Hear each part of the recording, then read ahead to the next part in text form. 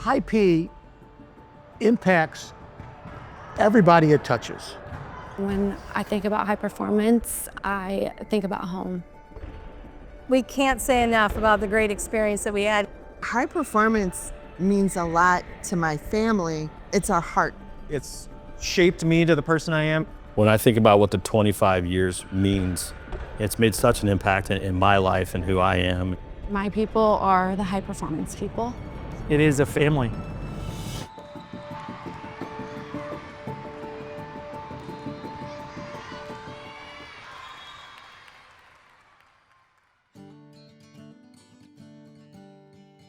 We had a net in the backyard. My sister, Ann, she taught me how to pepper. I wasn't smart at the time, but she would bring me out there to teach me how to play volleyball, and it was to shag her serves. But I was thrilled. I was thrilled. Our youngest daughter, Morgan, fell in love with volleyball at 8. I was like, we're outdoor sport people. We're not doing volleyball. In middle school, 6th, 7th grade, that's probably my earliest memories of it and falling in love with the sport. And in St. Louis, most people know about CYC sports. And CYC sports is kind of the groundwork for most club sports. I was really hooked up on CYC volleyball, and I really wanted to play at a higher level. I always looked forward to coming to club practices, and it was almost like our little therapy session. Like we would just come in and get to be ourselves and play volleyball and be with our friends. I tried out for Scout Meeber's team when I was 16, and I turned them down. Once I heard they were having teams in my age group, it was kind of, I'm going for it. It was really no question.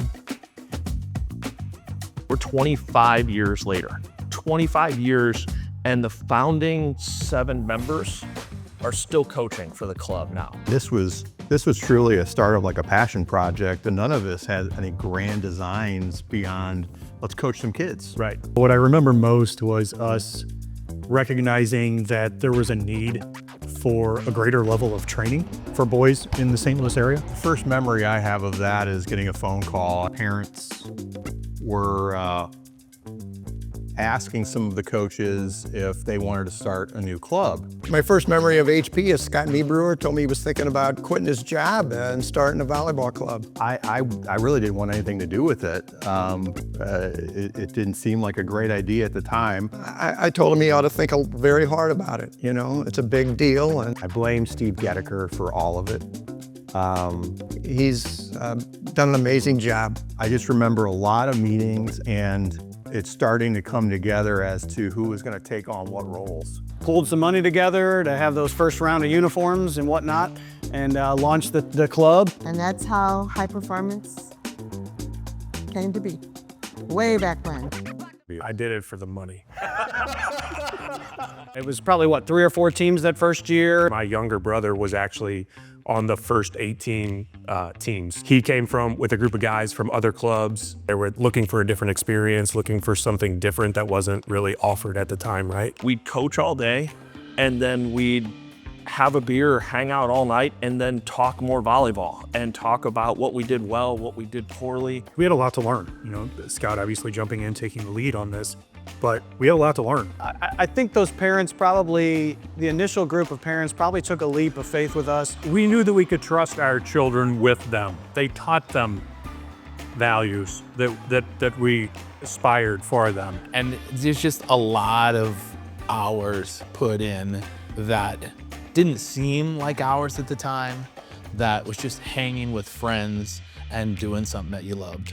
We were finding any gym time we could, anywhere, playing in a grade school gym, any gym time we could find. Will the nets work? Where's the crank? Where's the balls? I quite vividly remember having to have a tool set with me and duct tape, because a lot of times we were having to put these nets together. No shots at those places that took us in. There was a lot of character back then, and the guys knew that it didn't matter what gym we were in, we were going to go in and train hard. And then you walk into a facility like this, and it's just incredible how much the club has grown. These spoiled children. Count your lucky stars, guys. One of our biggest focuses was we wanted to get bigger.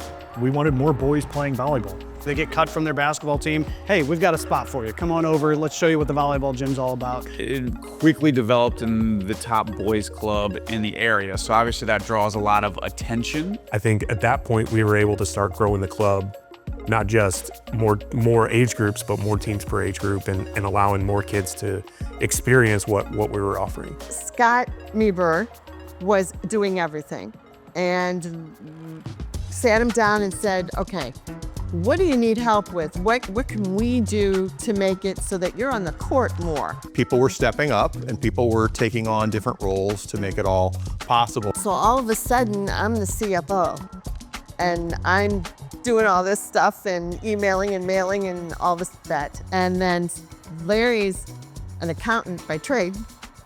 So of course I went to him and said, help. And honestly, it got to the point where it was even too much for us to handle.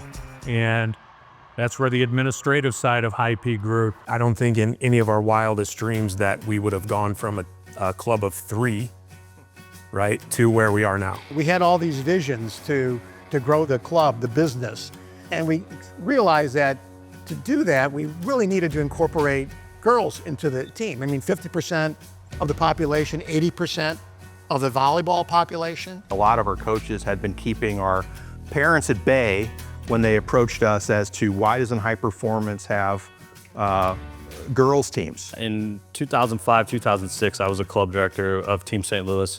Scott Meber was running the boys club, High Performance. Team St. Louis was a leader on the girls' side in St. Louis for many years. A lot of what they were doing in terms of developing athletes was similar in terms of what were some of our core philosophies. Team St. Louis basically started with all the collegiate coaches in the area, just had great minds for the game, and we attracted the best players. I was definitely one of those against the merge, but I was 15 and I knew it all back then. At the time, I was skeptical and probably questioning, and Scott was probably tired of talking to me about it. I consider Team St. Louis my family at that point. And change is hard, and it's hard to let people into your family. High P gave some things up. Team St. Louis gave some things up. And so it was hard, but the transition ultimately was the best thing that ever happened. At the end of the day, I can see where that's become the nucleus of an organization now that has north of 100 teams, 80% of them are girls teams. That merger helped expand our knowledge as we look at who we are and how we're learning and growing and where the game is going. And then we changed the colors. We did not want orange. When I say we, I mean like the little 15-year-old kids on my team. Like, we gotta play in orange now. Like, we better not. Orange, orange. Yes, Karen brought her prohibited colors today. We thought there was a void in St. Louis volleyball. We really wanted to be the first ones to have a facility. It was a dream. We would draw designs. At least I know I did, and I know multiple coaches did. So when I walked into this place today, literally the hair in my arm stood up.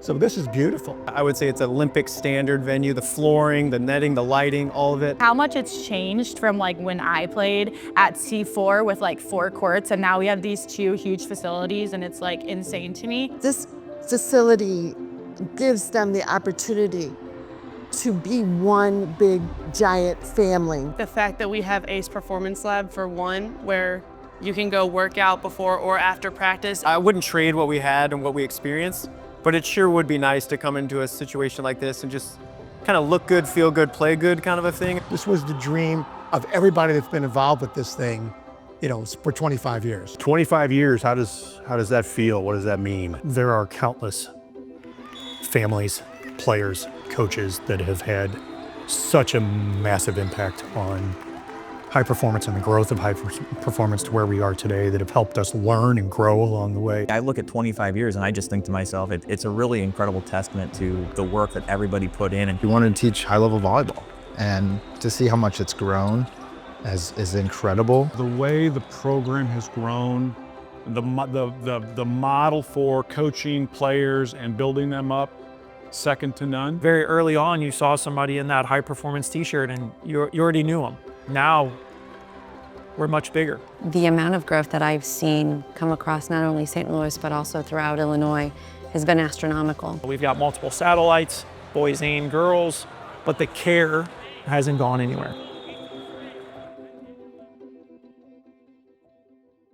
None of this has ever been about us. This has always been about giving back. It's always been about volleyball. It's been about trying to give the kids better opportunities than what we had. This is about creating a positive experience in their lives, creating opportunity for them to learn lessons, bigger than what, happened on the volleyball court. As an 18-year-old, I went to an open gym, and I learned more in that open gym clinic from Brian Pichelle than I did the previous year with my other club. If you don't have good coaches, if you don't have a good culture that helps develop those coaches, those teams don't develop, those athletes don't develop and continue year after year. We were pretty particular about the coaches that we brought in. We knew that we needed a specific type of individual. It didn't mean they had the greatest experience, but they had to understand our work ethic and our intensity and our desire, our love and our passion for the sport. The coaches that coach these kids at 10s and 11s and 12s all the way up have an impact. So 15s would train with 18s, 16s would train with 14s, like they intermingled the ages. And so that really allowed like a blending of not only the families and the athletes, but just the ages and the groups. So right away, it wasn't just like you're on this team, it was like you're a part of the club. And that was different for me. And that certainly helped Morgan a ton. Every year was a different coach, and it absolutely made her a better player, but it made her a better person too. The coaches taught those boys how to grow into being young men.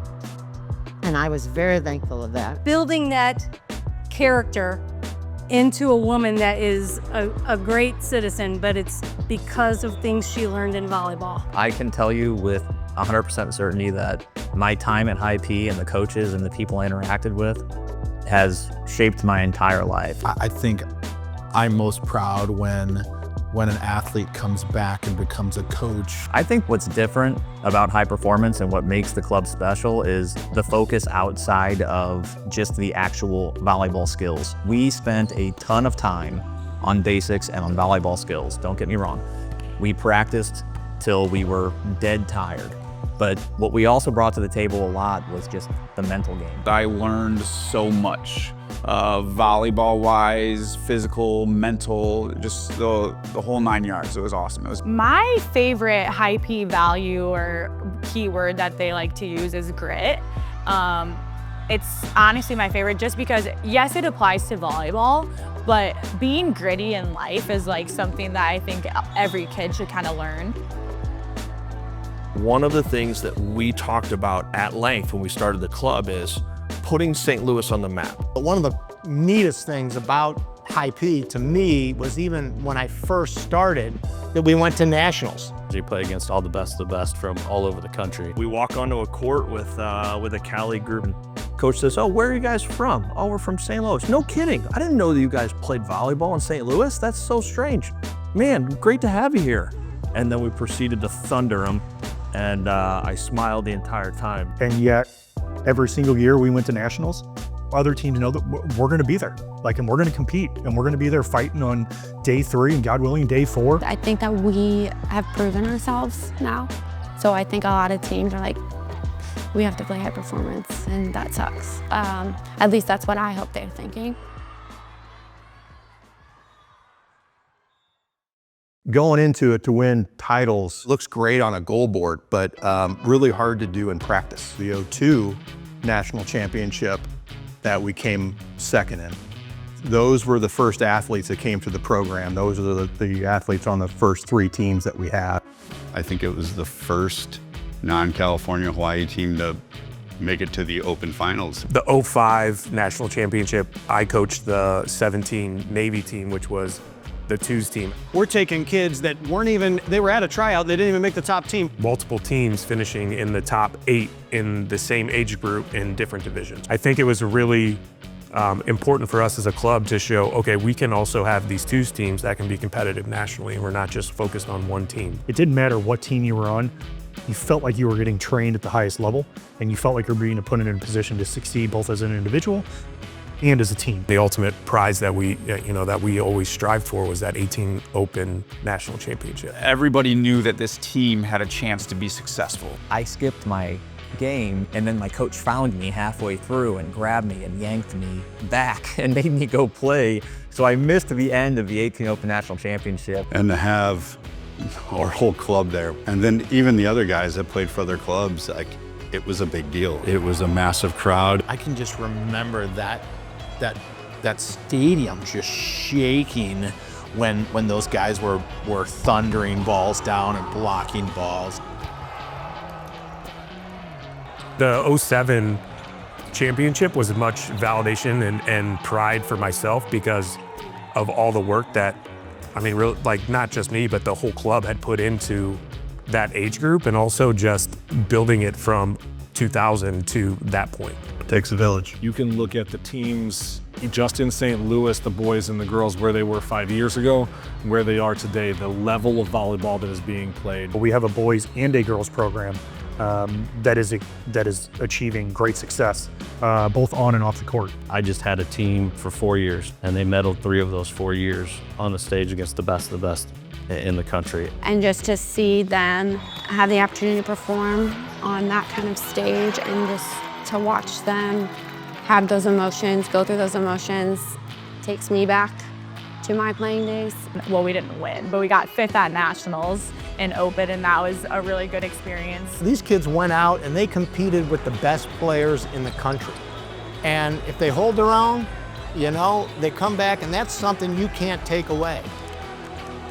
If you only measured yourself by winning national championships, those are hard. We love our kids, and if they want to play at the next level, we want to give them every opportunity to do that. This club sees me more as my future than just, you know, we're here having a good time playing volleyball. The number of scholarships that they've gotten for kids, the money they've gotten to help kids. The recruiting process was one of the most fun processes I think I have ever been through. It was a very fun time. We have networked and worked with the collegiate coaches to understand what they want.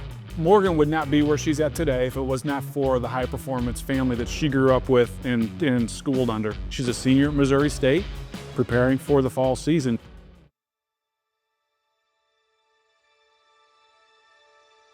What I think make high performers special is that they care.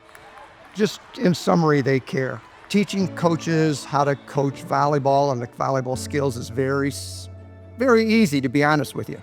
But getting people, coaches that care, is what it's all about. I think the thing for me beyond that, which is so true, is passing this game along to the next generation. There's so much pressure on kids today, but when they come to volleyball, it should be fun, it should be exciting, and they should be made to feel good about themselves. It's about the kids. You know, the kids, I think, they forget the wins and losses, but they never forget how you made them feel. I just remember off the court, the bonds that you had with your teammates was, you know, exceptional, because you were out there working towards a common goal. We would go to a high school championship game, and invariably high P players are playing against each other. The games would be over, and they couldn't wait to get back together again. That's friendship. Unconditional love for the guy you're standing next to on the court, for the guys who are younger than you, older than you, that you're gonna go support. The amount of time you spend with the teams off the court is much more than the time you spend on the court. We roomed together in college. We were in each other's weddings. We work together now, doing private lessons. That's how it works. They're godfathers to your children. I'll have those friendships for forever. That's what it is. It's about people. And high performance has that. It's got a great family feel to it. This week, 6 girls that are all in college invited me to go to dinner with them and their parents. During Christmas break, I made time to come to one of my girls' games just to show they care. Even now, Chris Nichols will call me, reach out, make sure everything's going all right. They care about you as a person, not just a player. I need to thank Jeff Gabbert. Jeff, more than any coach in St. Louis, creates such a unique experience and just has unbridled passion for the sport. And he's able to create just incredible relationships with kids. Then as you grow up and these people are still important to you, now that's high performance for me.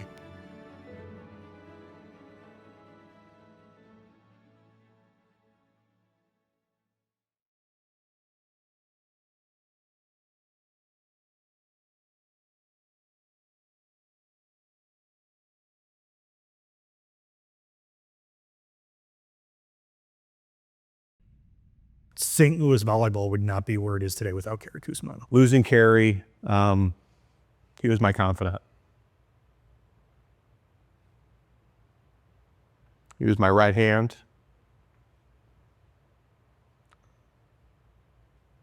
Best friend. But I would want people to know about Carrie and his legacy is he cared. He cared more than anybody about this organization, the kids, the families. He just had a huge heart. He pulled everything together. Everything about him made everybody feel at home. Later find out he was everybody's best friend, because that's just how he made you feel. I think that we still play for Carrie, and Carrie knows that he's with us. So last year on 4th of July, right, we're preparing to play the final day at Orlando. I was thinking about Carrie in the morning before we went on to win the national championship. When we came back, we were getting interviewed by Fox 2 in Legacy. And there's the big sign of Carrie on the wall. And this ball, which was like the gold national championship ball, it fell off the trophy and it fell away and rolled over that way to Carrie. We're going to have athletes in the next 5-10 years who maybe didn't know Carrie, and then we are going to get the opportunity to tell those athletes and families a story of Carrie, letting us share with them a little piece of his memory and his legacy. There are good ships and wood ships. And ships that sail the sea. But the best ships are friendships. May they always be.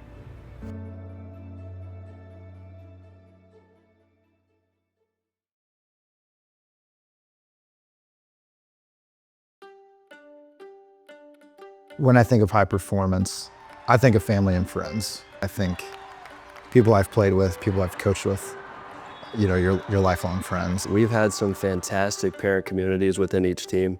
And I think our parents make just as good as friends as we do with our fellow teammates. So they give a lot to let us play the game. Some of my favorite memories were just goofing off with the guys, you know, whether it be, you know, when we were in tournaments in Chicago and Milwaukee, we traveled all the time. The amount of bonding and team building that would happen on those trips was invaluable. It was those experiences those kids still talk about 15 years later. We try and go watch the older teams, we try and go watch the younger teams. No matter what kind of match it is, if it's the bronze medal match, if it's the gold medal match, if they're in flight, we go watch them, we go support. It creates a family dynamic or a bonding experience to where the moms and the dads start becoming friends and closer friends and having fun together, and they start looking forward to those out-of-town trips, not just to watch their kids play, but to go see their friends. Parents all got together and we had our little parties. All of the other families, parents, quickly became our family. To this date, I still have relationships that go back 20 years of people who we worked with to help raise money or to help to just make the thing go. What high performance meant to our family is it's a way to get together.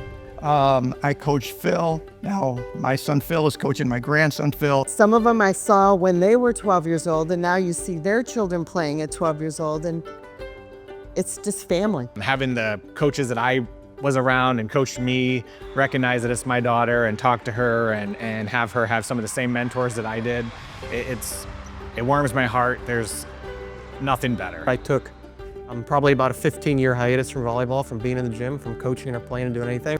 And as soon as I stepped foot back in the gym, it was like, hey, I'm back. It was just the smile on my face. Being part of the family again was probably the most, my favorite memory of being with HP. Coming back and giving back to the club that gave so much to me and, you know, created the volleyball player that I was something that I really wanted to do. Having those kids come back and you see some of the same things that you taught them when they were 14, 15 years old, and they're still teaching that, you know, that stuck with them even though they went on to have amazing college careers and they had great coaches after you. It's what was done for me, you know, whether it's stay 30 minutes late and just talk to a kid or be in the parking lot until midnight just hanging out. If you were a former coach, a former player, and you've got the itch and it's in your time, you know, come back. Come back for a day, come back for a season, get back involved. We're always, always, always looking for passionate, quality, good human beings and good volleyball coaches that can help the next generation of kids. When I think about the next 25 years, I hope that High Performance keeps the same passion that they've had and continues to improve, never stop. We've got 2 amazing facilities now and a ton of partners that make us more sustainable than we've ever been. When I think about the trust they put into a 22-year-old, I'm extremely grateful for the opportunity they've given me. I believe that the program is headed in a great direction. It's only going to go further and higher than where it is now because you got great leadership. The future of High Performance is going to be great because the right people are involved still and will be until they're gone. And they'll hopefully pass along that same stuff. So 10, 20 years from now, it's gonna really fall to the people like me that were part of the original culture to make sure that that's still resonating throughout the entire club. Over the next 25 years, hopefully we get to celebrate the 50th anniversary of High Performance Volleyball Club. And as long as those coaches continue to have those type of experience and have that impact on the players, we'll be sitting here in 25 years.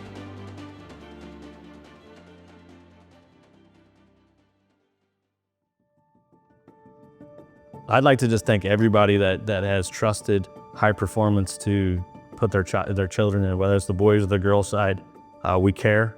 We want the best for all of them.